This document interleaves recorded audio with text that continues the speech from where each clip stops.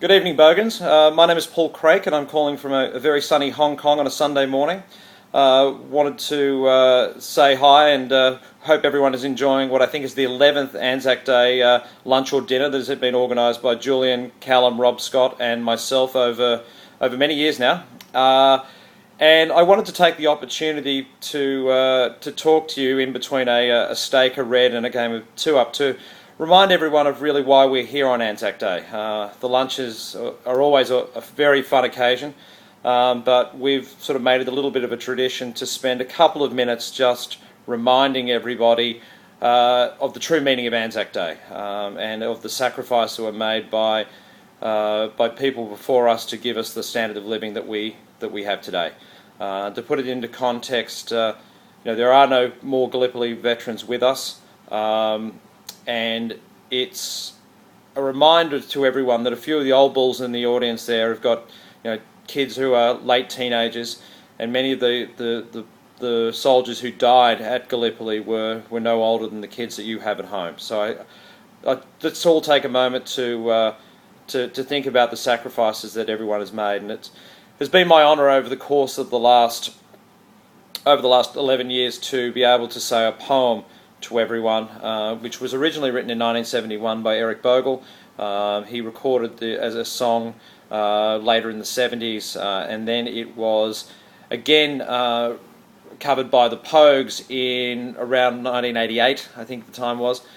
And the poem is called "And the Band Played Waltzing Matilda" and is one of the more poignant pieces that I've ever had the honour of reading, yet let alone saying in public. So, and the band played Waltzing Matilda.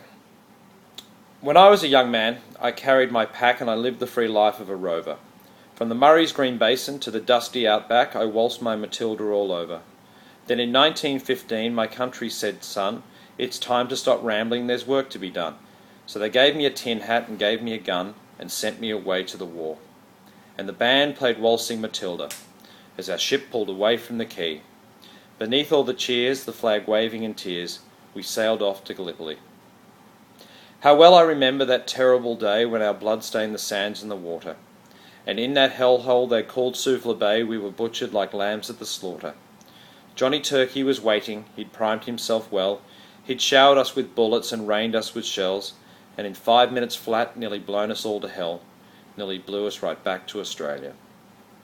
But the band played Waltzing Matilda as we stopped to bury our slain. We buried ours, the Turks buried theirs, and we started all over again.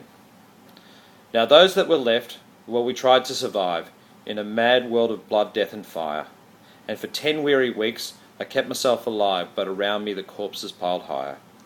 Then a big Turkish shell knocked me arse over head, and when I awoke in my hospital bed, I looked around and I wished I was dead, never knew there were worse things than dying.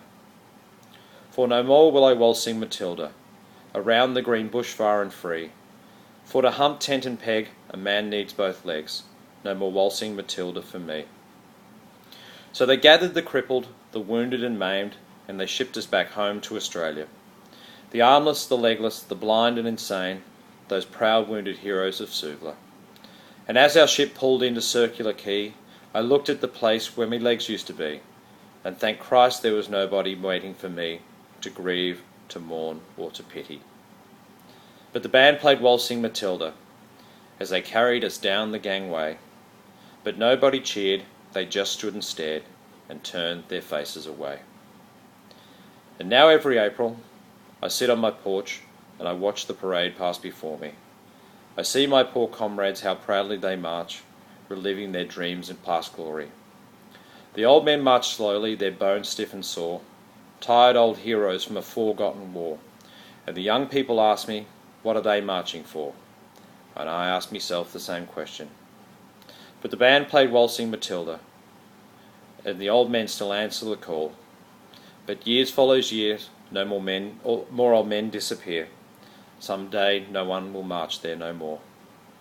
Waltzing Matilda, who'll come a waltzing Matilda with me? And their ghosts may be heard as they march by the billabong. Who'll come a waltzing Matilda with me?